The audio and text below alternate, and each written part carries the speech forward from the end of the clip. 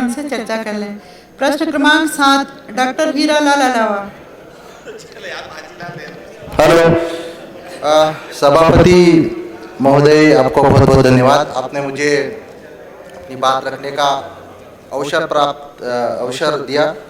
सबसे पहले सभापति महोदय, आज आपको और सदन में उपस्थित हमारी समस्त नारी शक्तियों को मैं वर्ल्ड इंटरनेशनल वुमेन्स डे की बधाई देता हूँ, शुभकामनाएं देता हूँ। और आज के दिन आपको ये अवसर मिला, ये हमारे लिए गर्व का विषय है कि आज सदन में आपको अध्यक्षता करने का मौका मिला। माननीय सभापति महोदय, मेरा सवाल बेरोजगारी, पलायन और युवाओं में उद्यमिता के लिए प्रश्न है। मैं आपके माध्यम से माननीय मंत्री महोदया जी को सुझाव भी देना चाहता हूं और प्रश्न भी करना चाहता हूं, आपकी अनुमति चाहिए। बेरोजगारी प्रदेश में एक प्रमुख समस्या है। 30 लाख से ज़्यादा मध्य प्रदेश में बेरोजगार युवा है और यह बेरोजगारी आदिवासी क्षेत्रों में आज चरम पे है। और ये बेरोजगारी के कारण युवाओं में दिनों दिन असंतोष बढ़ता जा रहा है। आज बेरोजगारी के कारण आदिवासी पलायन करके गुजरात, महाराष्ट्र, राजस्थान, अन्य राज्यों में जा रहे हैं। पलायन से उनकी संस्कृति, उनकी भाषा, उनके कल्चर धीरे धीरे खत्म होते जा रहा है। मेरे आपके माध्यम से मैं माननीय मंत्री महोदय को सुझाव देना चाहता हूं। एक तो जो बेरोजगारी जो दूर करने के लिए आदिवासी क्षेत्रों में, 5वीं अनुसूचित क्षेत्रों में जो पेशा क्षेत्र है प्रदेश के, उन क्षेत्रों में कि पिछले 18 सालों से एसटी और एससी के बैकलॉग पदों पे भर्ती नहीं हुई, उन पे जल्दी से जल्दी भर्ती की जाए। दूसरा मेरा सुझाव है कि अनुसूचित जिले जहां पेशा कानून के प्रावधान लागू है, वहां पर स्थानीय स्तर पर, जनपद स्तर पर, जिला पंचायत स्तर पर बेरोजगार युवाओं का विशेष भर्ती अभियान चलाया जाए।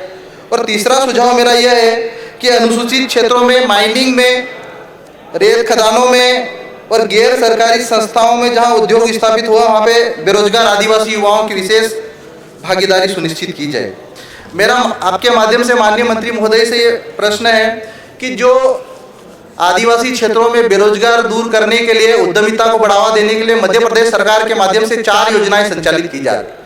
उसमें जो प्रमुख योजना है मुख्यमंत्री युवा उद्यमी योजना, 2016 जून 2016 से ये योजना शुरू हुई और मेरे धार जिले में 2016 से लेकर 2021 तक सिर्फ 3 युवाओं को इस योजना का फायदा मिला।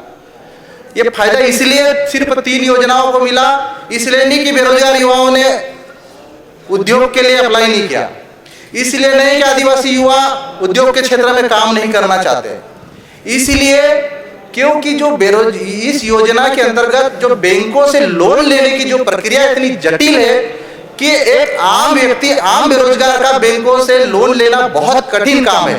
तो मैं आपके माध्यम से मंत्री महोदय से पूछना चाहता हूं कि क्या इस योजना का फायदा युवाओं को ज्यादा से ज्यादा मिले, इस योजना का सरलीकरण करने के लिए कोई आपके माध्यम से कोई प्रयास होंगे और वो प्रयास कब होंगे, कितने समय होंगे, उसके बारे में मुझे अवगत कराएं। माननीय मंत्री जी। माननीय सभापति महोदया, आज अंतर्राष्ट्रीय महिला दिवस है।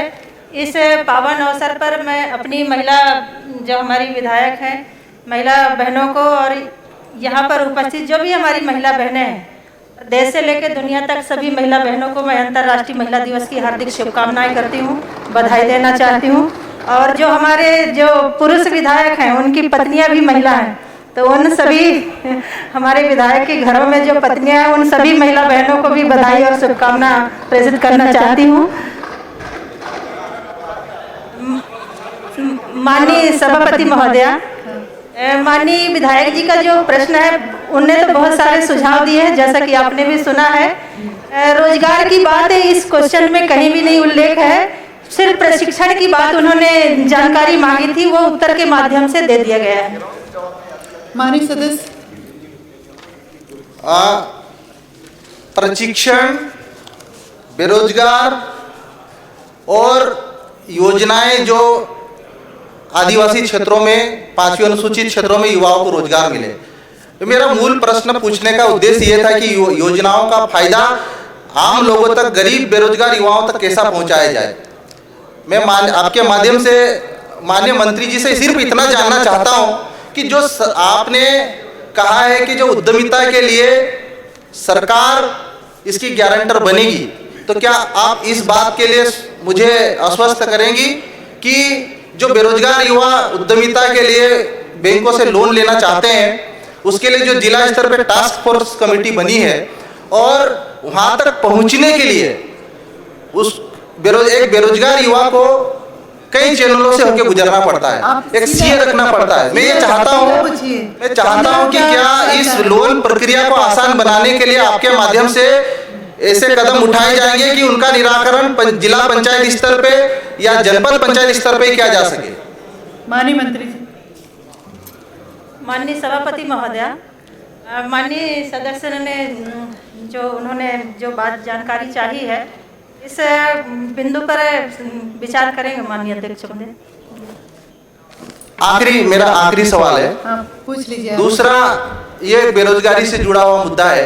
मैं माननीय मंत्री महोदय से पूछना चाहता हूं कि जो बैकलॉग के जो पद है आदिवासी क्षेत्रों में, जो 2003 के बाद अब तक नहीं भर्ती हुए, और जो बैकलॉग जो पद थे 2018 आदर्श भर्ती नियम के तहत जो ST SC के जो पद थे, उनको कई मेडिकल कॉलेजों में सामान्य पदों से भर दिया गया, जो कि संवैधानिक व्यवस्था के बिल्कुल खिलाफ है।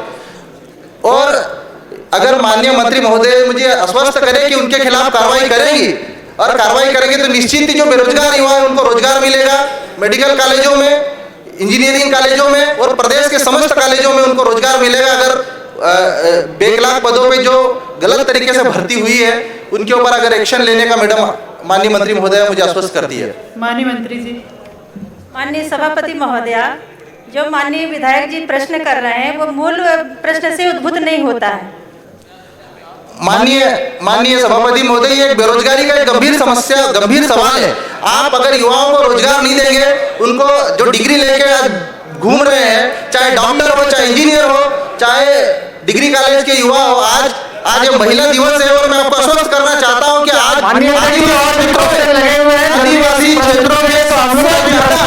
आदिवासी क्षेत्रों में बेरोजगारी के कारण ह्यूमन ट्रैफिकिंग जैसी घटनाएं हो रही है, उसके लिए जिम्मेदार कौन है? अगर मैडम यह आश्वस्त नहीं करेंगी कि हम लोन प्रक्रिया आसान नहीं करेंगे, आज बेरोजगारों को लोन नहीं मिल रहा, उनको आसानी से बैंक पहुंचने के लिए उनको रिश्वत खिलाना पड़ती, कई स्तर पर भ्रष्टाचार है, तो क्या आसान करने के लिए सरकार जिम्मेदारी नहीं ले सकती उसके लिए? ये आपका प्रश्न में नहीं आया, सीधा पूछ सकते हैं आप क्या चाह रहे हैं। मैं चाहता हूं कि लोन प्रक्रिया आसान बनाई जाए ताकि बेरोजगार युवाओं को रोजगार आसानी से मिले। क्वेश्चन पूछो।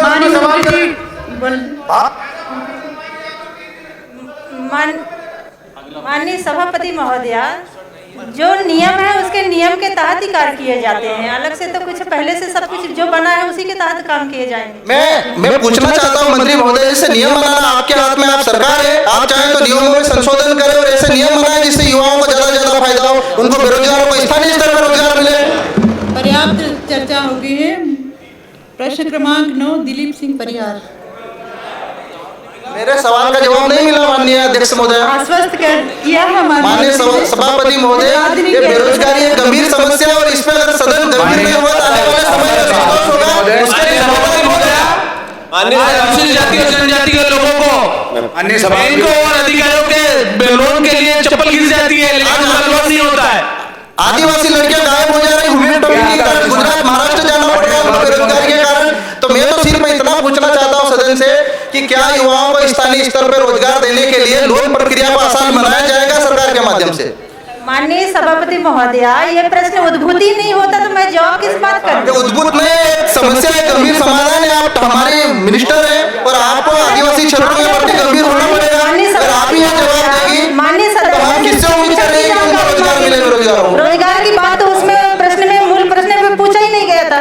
आप प्रश्न को आप मंत्री जी माननीय मंत्री जी पूरा प्रश्न पढ़िए। मेरे प्रश्न का उद्देश्य है कि बेरोजगार युवाओं को रोजगार मिले स्थानीय स्तर पर। माननीय सदस्य, जब मांगों पे चर्चा होगी, जब आप